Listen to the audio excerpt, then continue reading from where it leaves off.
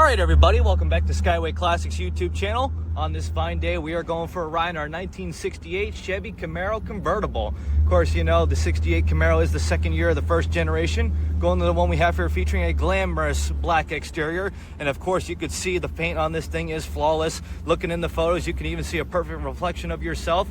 But even so, black is a very desirable color, especially in the Chevy Camaro, being that the fact most of them come as red, blue, Cortez silver, all the main colors that really doesn't catch the eye as well as the black does. And even so, I will tell you that it is the code correct A black, as it does see on the trim tag, followed by the convertible top, which is either a 1 or 2, varying by vinyl top or convertible. This one is a 1, but even so, it features a manual black top, and I'll say it again, it is a manual, not a powered top, followed by some old school rally style wheels with the kick out style hubcaps. Even so, right now you will see that it does have the lower spoiler in the front, spoiler in the back.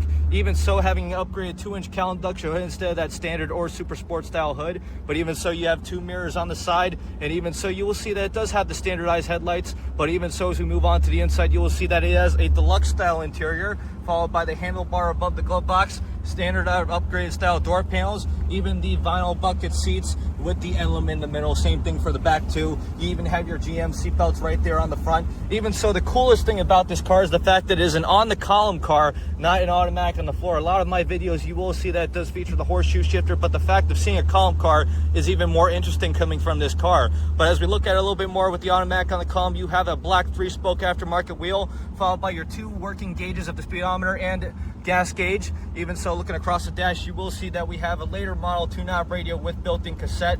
But the best part about it, folks, is the fact that you can see that it has the stock style vents for the original Air. And even so, that even brings us to the engine bay, featuring a 327 small block motor.